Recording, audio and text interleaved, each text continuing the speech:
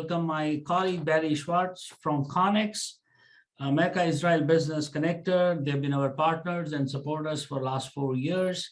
And with us, we have Ms. Stacey Key, President and CEO of Georgia Minority Supplier Development Council, Mr. Bruce Owen, Vice President, Employee and Community Impact, Equinix, Mr. Pradeep, CTO and Head of Technology, Innovation and Partnership and Global CSR from Tata Consulting, Tata Consulting Services, India's largest technology company. And the title of session is Inclusive Innovation, Entrepreneurship and Technology, something which is very current with us. With this, Barry, please take it away. Thank you, Ani. When I was approached to chair this session, Inclusive Innovation, Entrepreneurship and Technology, an experience I had 4 years ago came to mind. CONEXX planned an expedition to Israel for a small group of senior executives of a large Atlanta headquartered US company. We were a diverse delegation meeting with senior executives of a large Israeli company in the same vertical. The executives from the Israeli company were composed of the following: someone from the former Soviet Union, an Ethiopian, a French woman, a South American man, a Moroccan man, a female from Eastern Europe, and an Israeli Arab and a native-born Israeli. Our delegation was struck by how this group could work together and be successful. They were cultural, language, workplace, and religious differences, and yet they thrived and functioned at a very high level, evidenced to our members by the work product. Different ways of thinking were an asset, not a liability. Our session today will focus, as Ani said, on inclusive innovation, entrepreneurship, and technology. We have 3 outstanding panelists that come to our discussion from different backgrounds, and I have every confidence that we will learn from each one of them. Our format today will provide an opportunity for each of the panelists to introduce themselves, their company or organization. They've been asked to address how they personally and professionally intersect with this issue.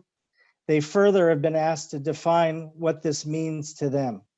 After panelists have completed the remarks, we'll field questions, and you're welcome to put on the Q&A session on the Zoom technology and the Q&A function, questions that you might have, and we'll introduce those questions and others that I have as I moderate the Q&A session. So I'm going to begin by calling on Stacey Key, President and CEO, Georgia Minority Supply Development Council, to begin our session. Stacey? Thank you, Barry. And hello and good afternoon. I'm Stacey Key, the President and CEO of the Georgia Minority Supplier Development Council, GMSDC. I'm honored to be here today to serve on this panel and discuss inclusive innovation, entrepreneurship, and technology. As Georgia continues to grow as a tech hub, the forum could not come at a better time. I want to thank Ani for the invitation and for giving me the opportunity to participate and allowing me to be a part of the discussion at the table. Thank you for your leadership. So let's move to the next slide, please, because we are GMSDC. I want to briefly talk about who we are as an organization and what we do and how we tie to this topic. GMSDC is Georgia's leading small business development and supplier diversity organization. We're one of 23 affiliate councils of the National Minority Supplier Development Council Network. So we're covering the entire United States, as well as some international presence. The GMSDC promise is built on 4 pillars: to certify minority business enterprises, develop their capacity and their capability and their competency, connect them to corporations and government entities seeking their goods and services, and to advocate on behalf in the halls of government for favorable practices for minority and small business community. What makes our organization unique is our community. We serve more than 400 corporations, some that are headquartered here in Georgia and those that I'm sure you're familiar with nationwide. We have over 900 certified MBEs across this great state of Georgia that we work with, and again, helping them connect with corporations and government entities to grow. My responsibility results when I'm putting these 2 groups together and finding ways that they can do business. With all that's going on in our country from a supply chain perspective today, I will tell you, we are extremely busy today. Our community transacted more than $7 billion in revenue. We've created thousands of jobs. And again, we strengthen communities of color, not only throughout our state, but throughout the country. It's invigorating every single day what I get to do, again, creating jobs and creating wealth. The intersection today in this topic is important. It's essential that when we do what we do, we try to facilitate partnerships between all stakeholders. We're constantly stressing inclusion. And so minority businesses have been critical, let me say that again, at bringing innovation, being nimble, agile, and thinking different, bringing all those voices to the tables, opening up new opportunities, new ideas, and new products and services for our corporations. They are providing companies with a competitive edge, developing new products again and services, and delivering all that with speed in the process. So minority businesses are critical to this innovation conversation. They're critical in bringing new products and services to the table. And again, as we talk about equity and inclusion, we cannot do it without the representation of this community. So being inclusive matters. I'd like to briefly mention some of the work that we've done. We've done some research on the state of minority business and economic impact for the state of Georgia and the challenges. From our research, we found that it will take more than 100 years for minority businesses to achieve economic parity. We can close that gap, that number, to 15 years if our corporate and government entities would commit to the 1% pledge. And that pledge is a commitment to increase their spend with minority businesses by 1% each year. So think about it, from 100 to 15. 15 could be in my lifetime. We could see that economic parity. If anyone is interested in getting more information about the studies and the work that we've done with our partners, we've done some great research with PricewaterhouseCoopers. Supplier IO have done an awesome job in providing some studies. So anybody interested in that groundbreaking research, please don't hesitate to reach out to me, and we're glad to share that information. Sure. Great. Thank you, Stacey. Great, thank you, Stacey. Next, we have Bruce Owen, Vice President, Employee and Community Impact for Equinix. And Bruce, thank you for joining us. Well, thank you for having me, and it's nice to meet you all. Thank you, Stacey. That was, I'm feverishly making notes as I go, and so I will be dropping you an email too. So I am Bruce Owen. I work as Vice President of Employee and Community Impact at Equinix. Equinix is both a technology and a real estate company. We're the world's digital infrastructure company, and we operate more than 200 data centers across 27 different countries, including in Georgia, in Atlanta. And so we're in Atlanta. We're a Fortune 500 company. We have over 10,000 customers that use our platform to interconnect with each other digitally. And most important for my job, we have over 10,000 employees around the world who show up every day in service to each other and in service to our customers. And my responsibilities are around diversity, inclusion, and belonging, employee well-being, and community impact. And we think about the intersection of these things that allow us to have sustained careers and sustained performance when we can truly be able to show up at work in who we are and be safe to do that, and to work in a diverse and inclusive culture. And so what I want to spend the limited time that I have with you on is actually making a case to you today that discomfort is a critical ingredient in achieving success. And it's my belief that without discomfort, you end up with subpar outcomes. And I'm going to try to convince you in this limited time that you need to actually purposefully insert discomfort into an organization so that you can generate these outcomes and be more innovative and ultimately generate more shareholder value. And the truth is, it shows up in a lot of places, even outside of organizations. So if you want to build muscle or change your body, you need to insert the discomfort of physical exercise. It shows up in nature. If you look at it, the classic example of an oyster, it's the injection of a grain of sand, the discomfort of that grain of sand that leads to discomfort and the formation of a pearl. And it shows up in business and in many ways, but for the sake of what I want to argue today, it shows up in innovation, and which is ultimately one of the goals of any company. And we can purposely look for ways to insert discomfort into the innovation process. And one of the ways that I think you can do that is by purposely injecting diversity of thought and experience and lived experience and backgrounds into that innovation process. But why? I mean, there's countless proof points that show that diverse perspectives and backgrounds in the innovation process leads to greater outcomes. So if you need convincing, there's a ton of research. But if we focus on why diversity of thought and experience in particular is uncomfortable, well, it's by its very nature, it invites different perspectives, which causes discomfort. It forces you to look through a set of eyes other than the eyes that you've been born with. And it equalizes everybody. No longer is it the most senior person in the room who has all the great ideas. And it puts a leader in a position where they need to realize that they don't have all the answers. And it pushes us to be more authentic and vulnerable. But in all these examples that I sort of shared, it's inserting discomfort alone does not guarantee success. It actually needs to be an enabler around that in order for there to be success. Otherwise, it leads to destruction. And so in the example of the human body, it's actually a healthy diet that is a complement to the physical exercise. In the example of nature in the oyster, it's a safe environment of a shell that allows this grain of sand to turn into a pearl because of that discomfort. And in the case of ensuring diversity of thought and experience leads to innovation, it has to be in this culture where everyone can thrive, and that is an inclusive culture. And without it, it leads to toxicity and to subpar outcomes and where people aren't safe.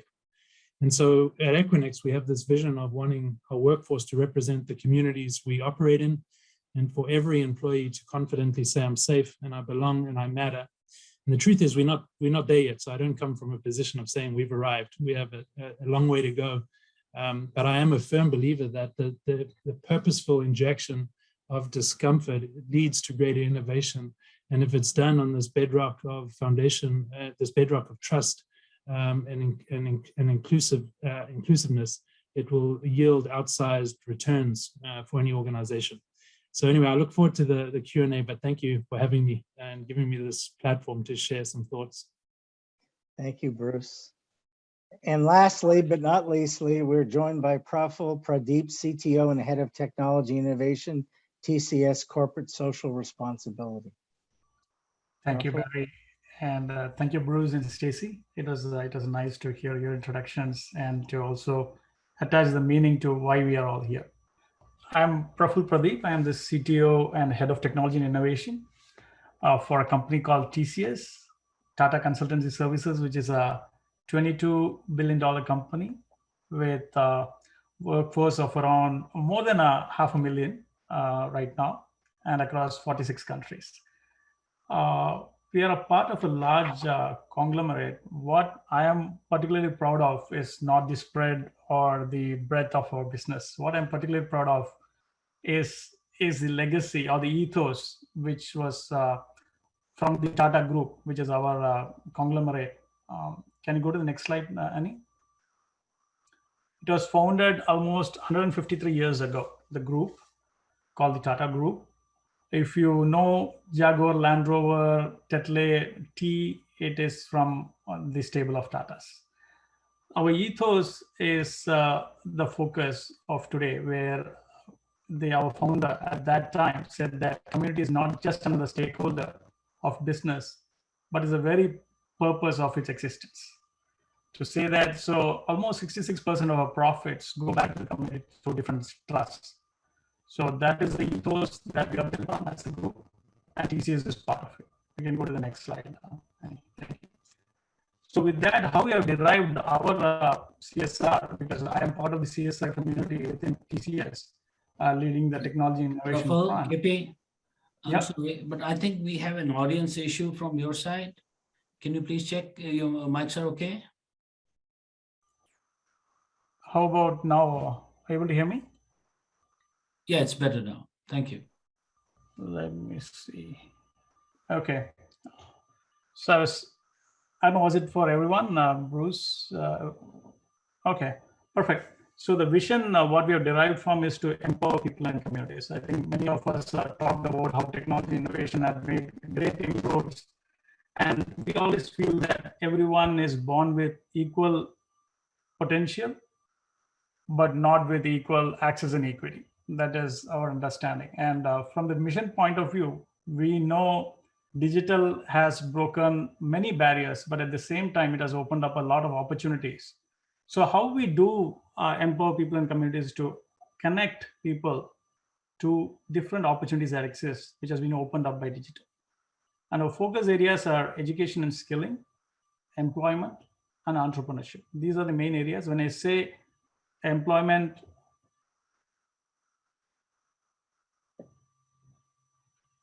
am I audible? I received a message.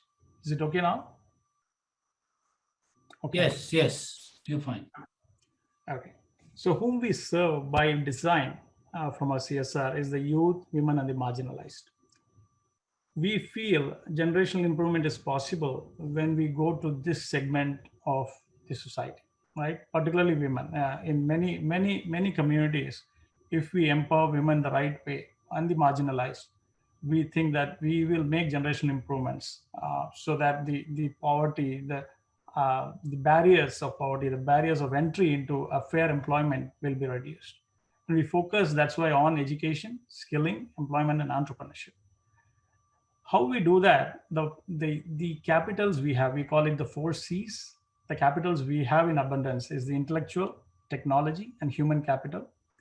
So we apply that in different custom projects or programs that we have across these sectors. And finally, the financial capital. You can go to the next slide. And you can click on. So what I am responsible for and why it is important for me being here, I'm responsible for running 3 facets of technology. One is Tech for CSR, where we digitize all our programs, which are all in-house built, different programs on education, entrepreneurship, and employment. Tech for Good is where we work on a pro bono basis with most of our prime partners, providing them technology services, both advisory as well as implementation services. The final one is social innovation, where we work on very pointed issues affecting the society. So these are the 3 aspects. And I feel technology has taken a great leap all these years, at least for the past decade, I would say. But at the same time, there's a lot more to progress on where it has reached. It has not reached the much needy. There are aspects to improve, and we look at how to bring that inclusiveness into our design, right? There are a lot of programs, a lot of organizations which do it right. But if I have to chart it out as a matrix between the SDG goals and how much technology has gone in from a commercial aspect as well as a societal aspect, I see a big gap there. So how to address that is very critical. And I'm looking forward to this chat. I think it is a good forum because this is from different backgrounds that we have come together to see that. I'm looking forward to this discussion. And the final slide, if you can click 3 clicks, is that this is the impact that has been generated by different programs. So technology plays a small part in it. As we go through the forum and the discussions, we'll know that unless there is a larger purpose associated with all these programs and initiatives, it is not sustainable, as a matter of fact. So technology can play a role, but technology, as most people associate innovation and technology as one, which is not true. Innovation comes in different forms, and to make it sustainable, it has to be designed with a larger purpose in mind. So with that, looking forward to the discussion, and thanks a lot for providing and inviting me to this forum. Thank you. Great. Thank you, Praphul. There's a great deal of thought and behind each of your presentations, and the expertise you provide is really outstanding. So why don't we start with a question that came to mind for me right away, which is, what makes the startup ecosystem both a wonderful place and a challenging place to model inclusiveness?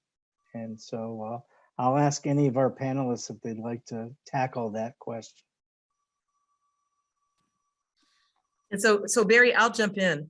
You know, I think that the startup, first of all, Atlanta's a rich environment for startups. We've got startups and venture capital and founders all throughout our great state. So it's a rich environment for that. And the thing I would say from a GMSDC perspective is the startup spirit and culture brings and spawns innovation. That's what that exactly does. From our business, from a supply chain, it's difficult because, again, supply chains inherently are not looking for risk, and startup sometimes implies risk.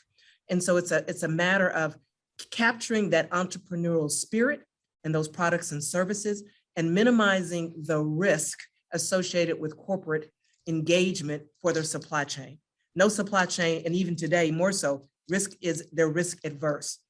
But what they're looking for is the entrepreneurial spirit and the culture and the products and services that ecosystem provides to them as corporations. And so part of our challenge as we're looking at that is to make sure that we help minimize the risk, but at the same time, bringing that rich innovation that's a reflection of the diverse community that we serve to the table to participate in the economic growth and wealth within our system. Yeah. I'll go next, Barry. I think one of the huge advantages of a startup is you're starting from scratch, and so you're able to be very nimble. So compared to in a large established organization, one of the downsides is that sometimes the injection of discomfort or seeking diverse perspectives in design can slow you down at first. And so I think that's the challenge of is the outcome that you see by the injection of discomfort, as an example, a force multiplier to lead to a far greater results that's therefore worth taking a little longer in the innovation stage.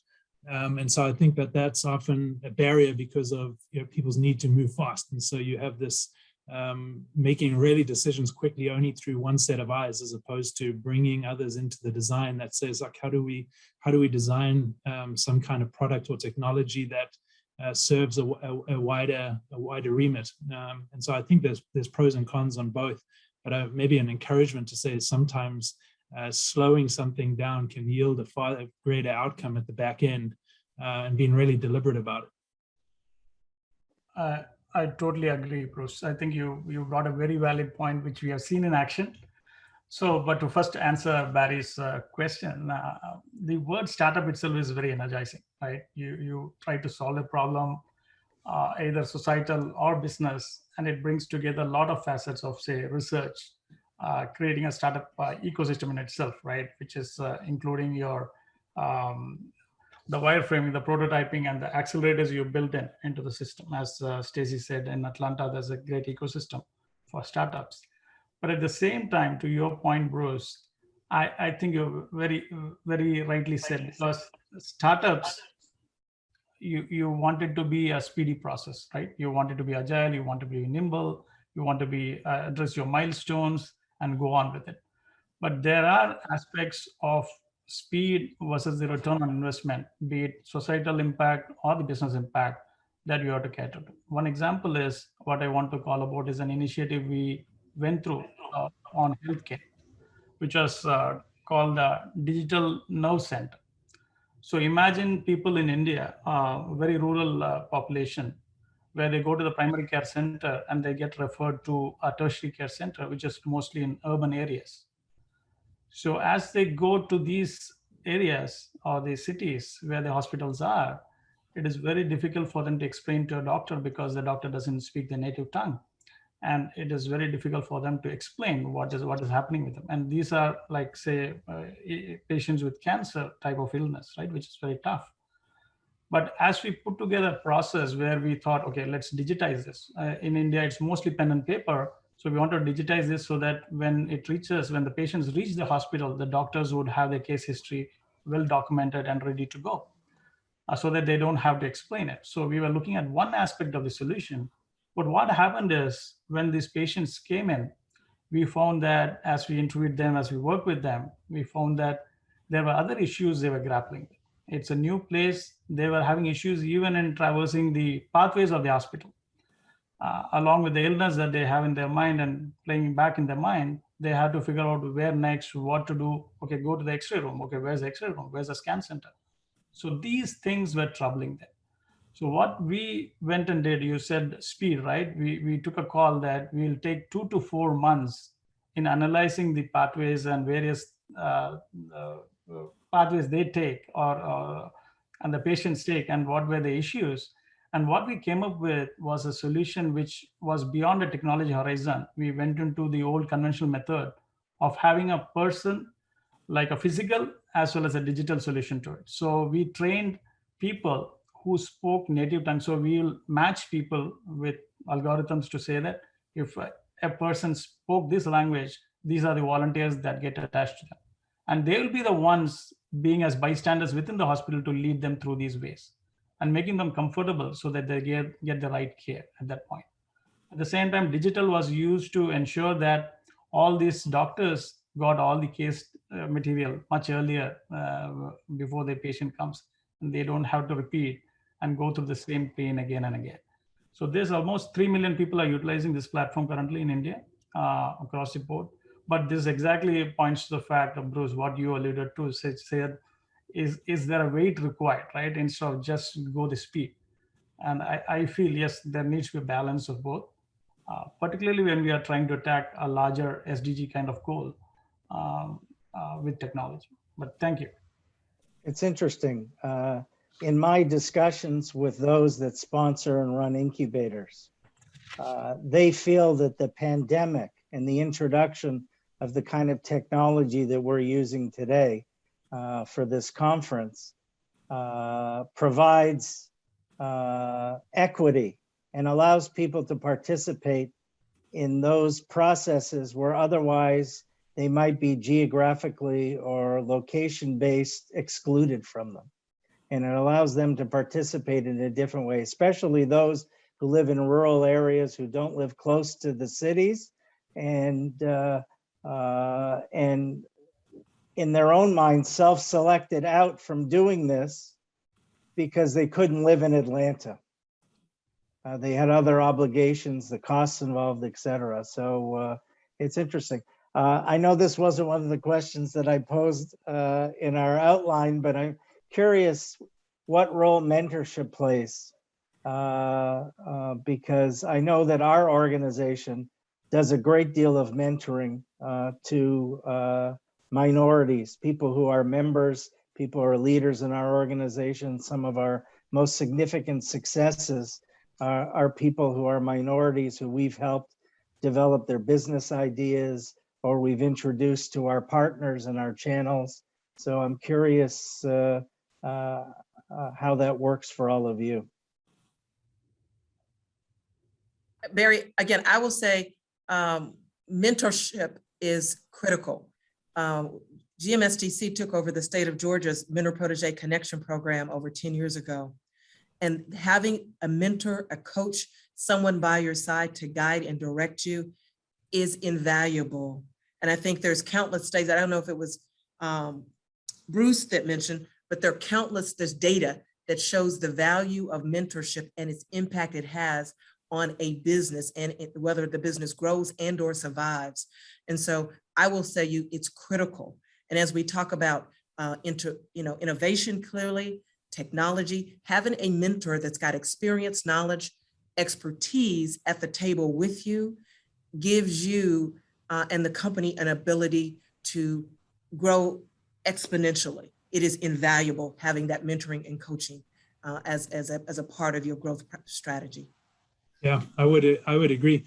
I'd even build on that to say this idea of sponsorship and advocating for someone when they're not in the room is like where even more doors are unlocked. And so, I think there's and the reverse sponsorship. I must say at Equinix we have lots of sponsorship and mentorship relationships. And I'm someone from a majority group. I'm a straight white man. The burden and the responsibility for me to learn other people's experiences on me. But in these sponsorship relationships, I'm learning a ton about what the experience is for someone who has grown up in a different environment than I have. And it allows me to see things differently. And I'm able to sponsor and support someone when they're not in the room and open doors that using what influence I have within the organization. And so I think it is a vital ingredient to pace of change. And I do think, Barry, to your earlier point about how technology as an example has been an equalizer on opening doors irrespective of where you sit. We have we host conversations on topics that are really uncomfortable topics that anyone can join from anywhere. So if you're in Sweden, you could be dialing into a conversation on gender identity as an example, or you can be having a conversation on racism in the US. And so I think this whole idea of technology being an equalizer and the power of sponsorship and mentorship is vital to innovation. I think from a technology standpoint, technology has gone cheaper day by day. You can look at your laptops, right, which has more processing power than the old mainframes now. But at the same time, mentorship, apart from funding, what we usually hear from innovators who come into either entrepreneurs who want to do something is, apart from funding, what they look for is mentorship. It's a very critical component for them to give longevity of the product or services, whatever they want to offer. And that doesn't come easy. It is not on Google. It's not somewhere else. You have to have some experience, which is self-taught, plus also from the experience of the ecosystem that they are created.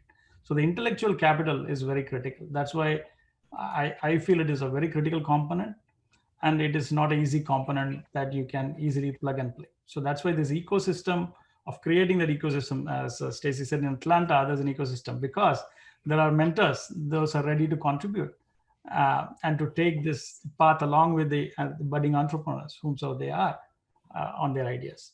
Thank you, Barry.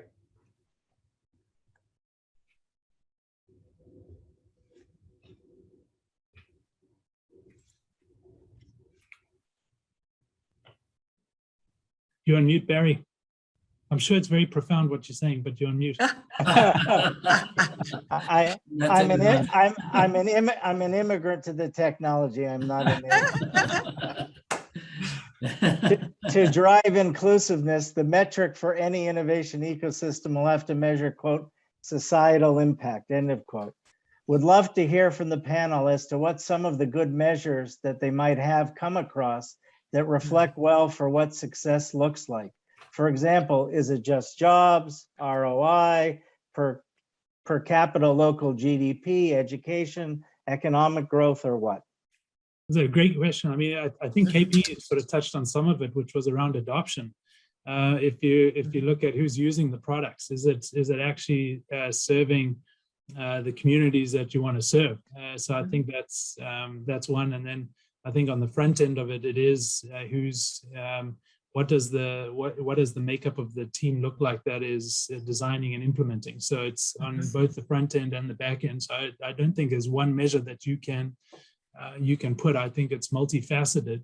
But to KP's example, which was a good one, we have 3 million people whose lives are better because we've put some solution in place. I think that's a pretty tangible measure of what success looks like in my view. I will tell you, Bruce said it well. Yeah, you covered the gamut. The impact. There's not one measure. You've got to look at multifaceted. So again, I can't add anything. You did an awesome job. You covered it well. So to add a little more color in the thought itself, if we can answer from a technology side, from the idea side, a couple of questions. For example, does the overall aim of innovation, right, the objective itself, does it serve only a small part of the community or a whole piece of the community, right? And where is the direction of innovation going, right? Whose needs are being met, to Bruce's point? Which spectrum of people? Are we really understanding the needs of the whole spectrum and focusing innovation there? And who participates in the innovation, right? Are we intentionally making the stakeholders participate, or is it still based on the empathy-based design, right, which is conventional? We think for other people and say that this might be what they're going through, but it leaves a lot to chance. So how to intentionally include them is one of the measures we have taken. We have a small startup ecosystem for social enterprises in India, where the entrepreneurs very intentionally live and work along with the people whom they are solving the problem for. So they take the time to be with them. It is not like, okay, I think they might be going through this. Now to move to saying that, I know what they are going through, right? They are with them before they start really working on the product. So we call it the spot, probe, and grow phases. There are 3 phases of the whole process. Spot is where they really spot a problem which they have to solve. They're trying to solve. And the probe phase is where they really get into the weeds of things and be with them. Around 8 to 10 weeks is when they really incubate themselves within the community and to really address the problems. So that really brings in the kind of participation in innovation, because most of the times we think, and it may be a result of being nimble, being agile. Yes, we have to be, but at the same time, if it doesn't serve the larger part of the community, and this gap will slowly grow to an extent that it will be very difficult to then break it. I feel it has to be very intentional, and also look at sectors where you are doing innovation. There are many sectors which are very low innovation, right? Make it the agri sector, which is if you look at technology, it is diverse, it is everywhere. Technology is cheap, you can figure out solutions, but where it is applied, and also the governance and policies that you really think through should help us in creating this force of technology, but for the larger good. I think that intentional inclusion is much required in this kind of ecosystems. I love that. You know, this idea of proximity, I remember listening to Brian Stevenson talk about the importance of being proximate, you know, if you're going to, you know, make change. And so I like that idea of ensuring that that's built into the design process. Thank you. I will tell you, I like that idea of intentional inclusion. You know, someone mentioned to me that diversity is a program, equity is justice and fairness, but inclusion is a mindset. And so that mindset of wanting others at the table that bring that diversity of voice and experience and perspective and thought. And I really like the thing that KP mentioned about being close and integrating the people that you're solving the problem for. They're part of the team. Mm-hmm. They have a voice at the table. And so I think more of that is where we're going to have to go going forward, where everyone, you know, all the pieces are at the table. The right voices are at that table. That intentional inclusion is the key long-term. And it's really the strategic approach that needs to be taken. Great, and that's kind of this conflict between you know, going fast and going slow. And That's so exactly correct. I do think Yep. you can go faster by slowing down a little. So I agree with that. And have more impact when you get there. Yeah. So are there unintentional consequences to maybe older thinking and newer thinking? So on one hand, we're talking about intentional inclusion, purposely going out and finding people, as opposed to blind recruitment. And there seems to be a friction there because the blind recruitment was an idea that had its time and said, you know, go out, you shouldn't know who you're hiring by virtue of their color or their religion or whatever. But on the same time, you know, now you want to consciously go and look for people, and those two concepts are in conflict. I'll try on this one. I have this belief that you have to hire the best person for the role, and that's what you're trying to do. But in order to do that, you have to stop and say, have I done everything to remove every barrier that prohibited me from finding that talent? And then look across the organization and say, like, if you believe that talent exists everywhere, and then you review your organization and say, this doesn't feel right, that we're not representative of the communities we operate in. And so therefore, there is something in place that is prohibiting me from finding that talent. And so I'm going to go out of my way to make sure that I have a pipeline of talent that would make sure that the innovation processes that are put in place are reflective of the communities that I'm trying to do business in. That's kind of the mindset. And so and that is hard work. I wish I could say we've got it right. We've still got room to go, but it has to come with that mindset of saying, we're not going to compromise by putting someone in a role who's not right for the role. It's not fair on them. It's not fair on the organization.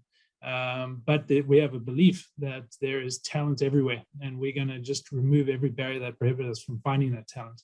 is kind of the mindset that I would go in with. And so, you can get into discussions about blind resumes or what the tactic is, but it has to come to this core belief of do you want your workforce to represent the communities that you're doing business in? And if yes, well, then take steps to move there. We have a question from the audience. Given this new post-pandemic workforce, what kind of activities can you suggest to create a positive culture?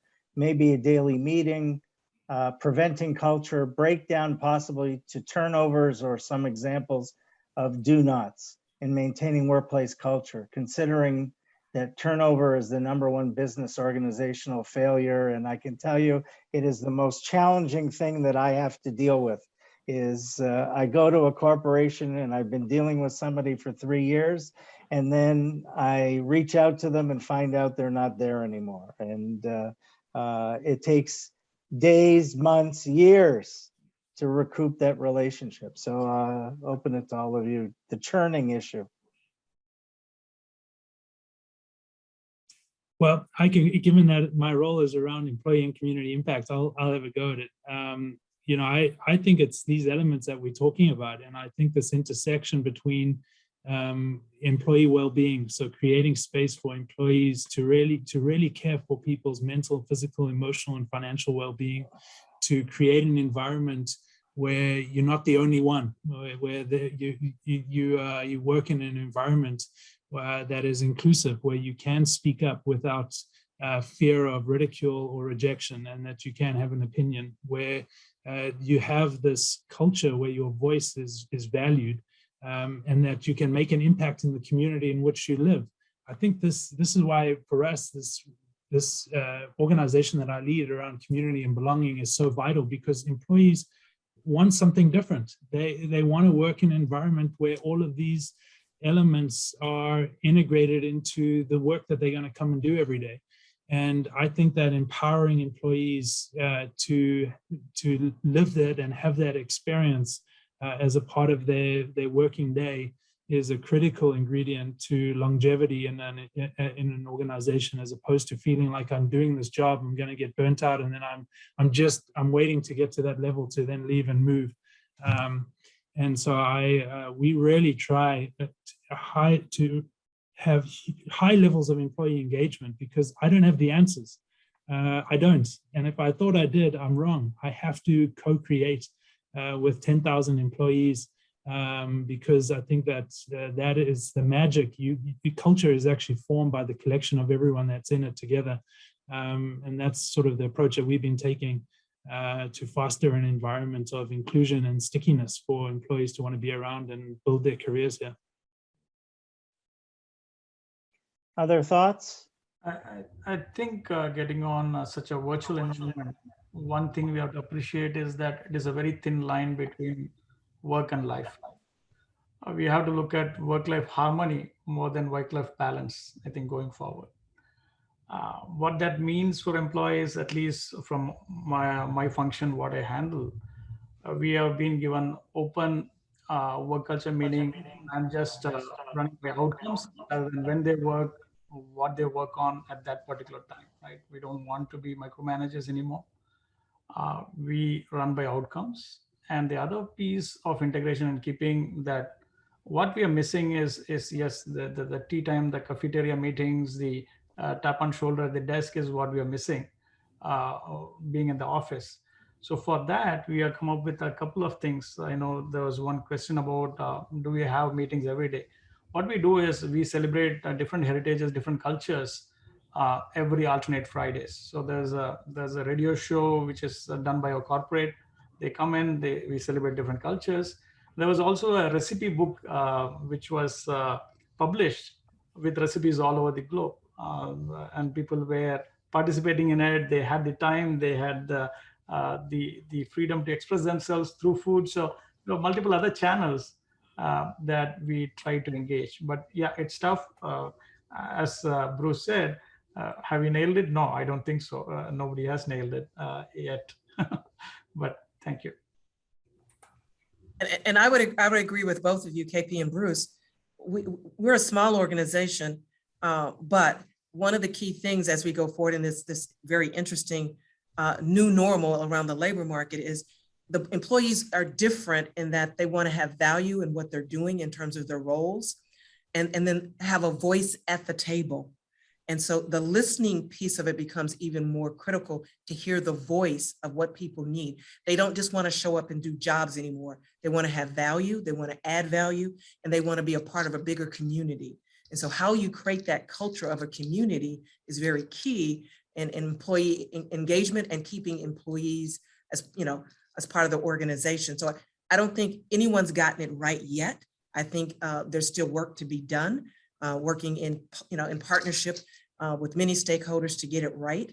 But I think it's going to be critical for the workforce of the future. The world has changed as we know it. It is not going back to from whence we came.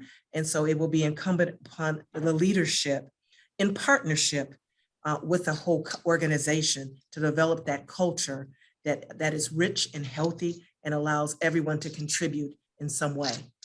Yeah, you know, Stacey, it's such a good point. Yesterday we have 9 employee resource groups at Equinix, and we had our young professionals connection network presenting to our CEO and the executive staff.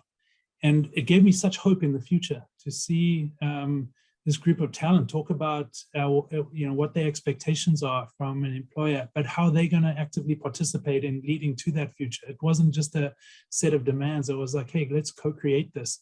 And it gave me great hope. And I do think that the world is not going to look the same.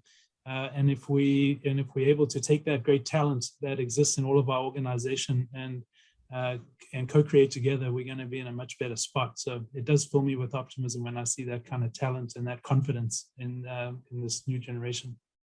So what role does culture play in all of this? So I'll give you a personal example that in my former life, before I retired, I used to supervise about 100 people.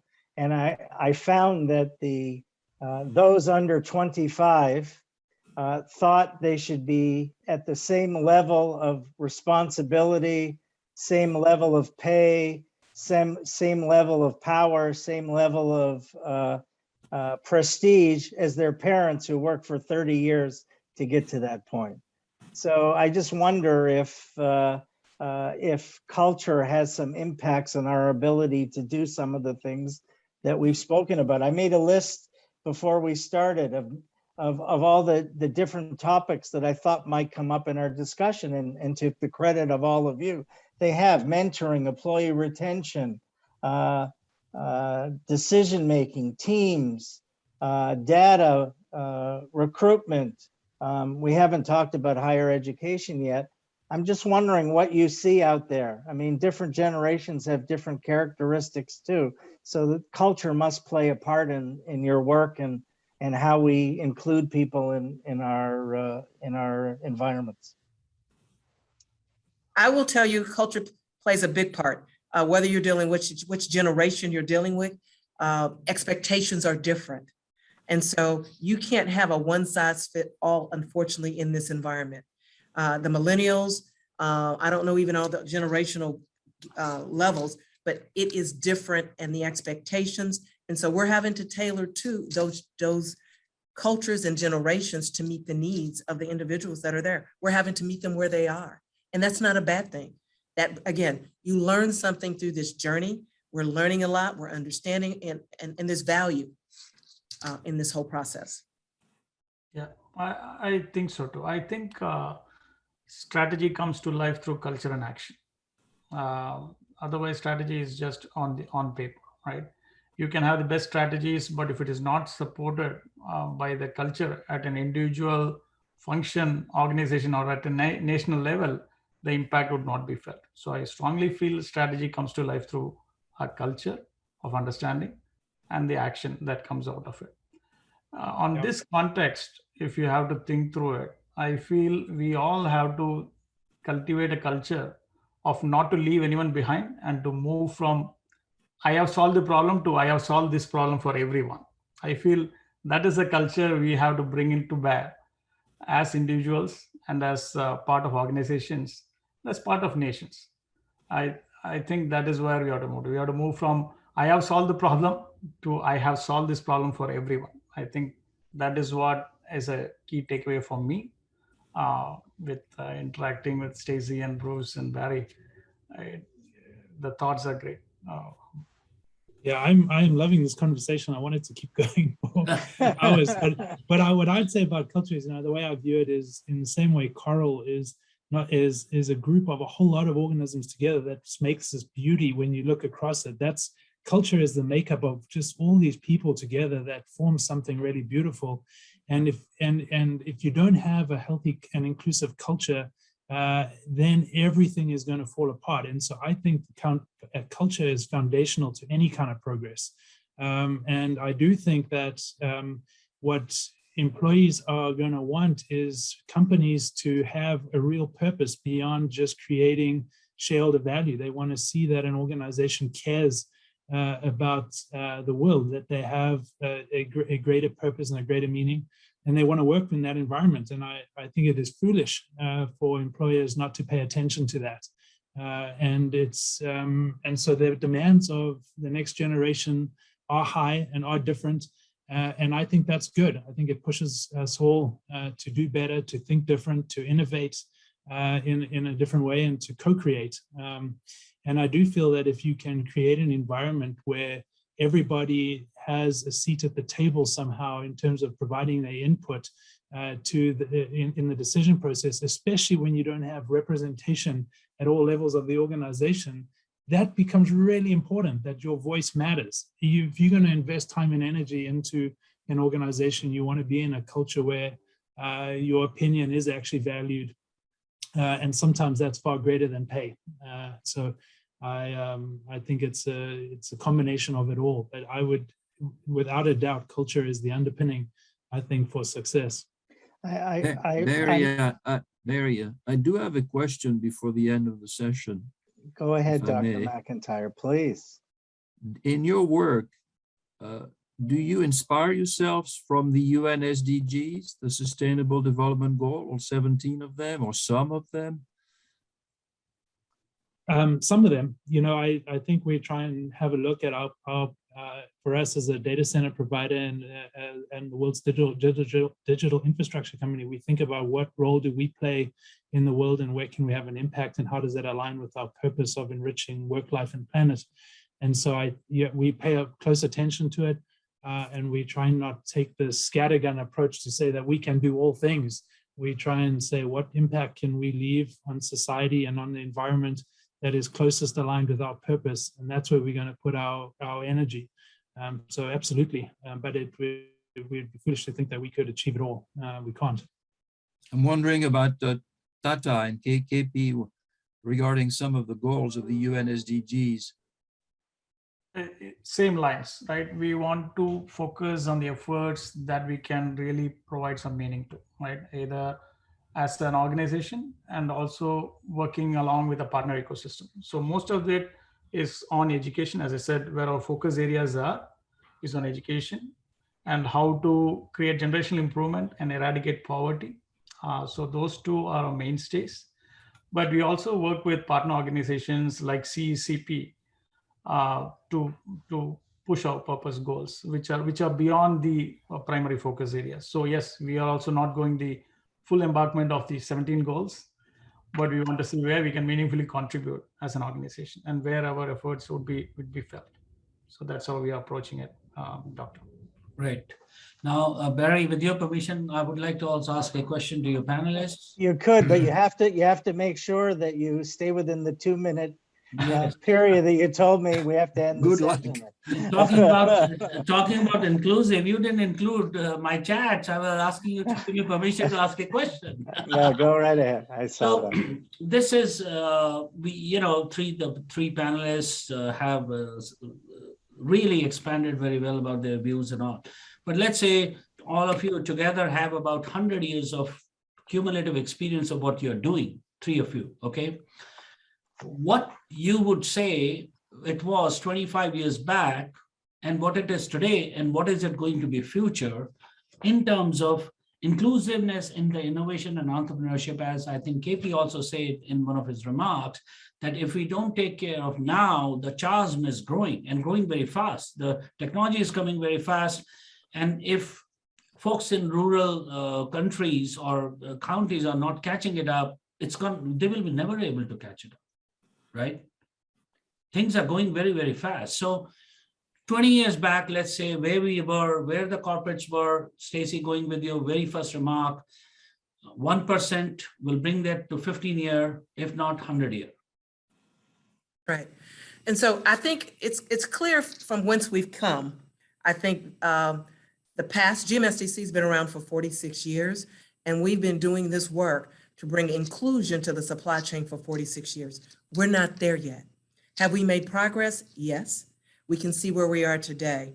But I think someone said it, intentional action from henceforward is what's going to be required, such that it becomes the norm. We're talking about it because it's not the norm. And so we've got to make some changes in the mindset of the individuals, the culture, such that going forward for the future, it becomes the new normal. And with that mindset shift, we can get there. Is it easy? Is it tough? It's all of those things. But I think we're at a point in terms of supplier diversity and inclusion, if not now, then when? We've got laser focus on it throughout the country and even globally. And so the time is now for us to make that intentional step to be more inclusive in all that we do, including the supply chain, because it makes sense and it allows us to get to economic equity, which is good for our country and our nation. So we're there now, I believe. And based on how busy I am, I'm telling you, it is a crazy, crazy time. And so we're here. Right. Now, taking the cue from Barry's warning, let me just finish it up quick. One is 25 years back, we were not even talking about this in this manner, right? Now we know it's a need to talk about this. Tomorrow, I think it will be a non-negotiable factor, right? We have to have it to make everything successful around the world, right? Be it the diversity of ideas, be it the diversity of implementation, be it to ensure that we do good for humankind. So I think those are the three things I feel, minus 25 years now, and then plus 10 years maybe, or less than 10 years, I assume. Thank you.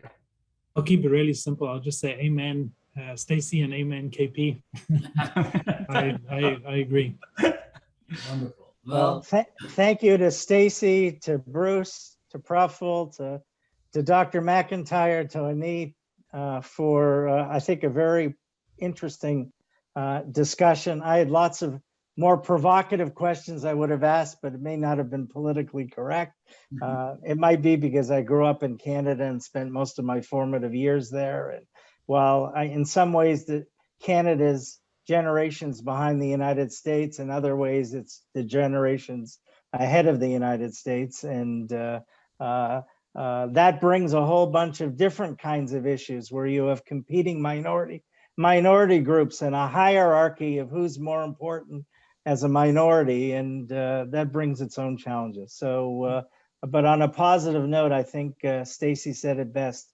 We're on the road, and the road's a long road. There's still more driving to be done, but as long as we're heading in the right direction, I think that's a good sign. Thank you all. Awesome. Thank you. Thank you very much. Thank you. Thank you, Barry. Thank you, Stacey. Thank you, Bruce. Thank you, KP. It was a very interesting session, and believe you me, it had taken us about 3 months to structure it, and we know its importance, and we are going to expand on this, and we would invite you again in the coming months for our expanded version of this program on this topic. I would like to request you and all in audience to join us tomorrow. Our day 2 starts at 8:30 a.m. You all will get links, and please help us to reach out. And thank you for your participation and support. I cannot close today's program before showing you names of our partners and sponsors who have made this thing possible. So This program has been presented in partnership and support of Georgia Tech, Cyber, Global USA Business Forum, UIBS, State of Georgia, Georgia Department of Economic Development, Aditya Birla Group, Novalis, Equinix, and then our other sponsoring and supporting partners are there: Southern Company, Georgia Pacific, US IBRC, Forward Foresight, USA Aiken, Gokre Law Firm, Turkish Airline, Canadian Consulate, Indian Consulate, Metro Atlanta Chamber, CONEXX, Next Generation Manufacturing, GMSDC, Marshall Automation, and also we have Mentoring Trade. Our media partners are also listed there. Thank you for being with us today and appreciate your all participation and support. And with your permission, Dr. McIntyre, I would like to close today's program. Please, by all means. Thank you very much. Let me add in passing that this is one of the better sessions that I have attended on the topic. Thank you all very much. We really appreciate your insights and suggestions. My pleasure. And recommendations. Thank you. Have a good evening. Stay safe.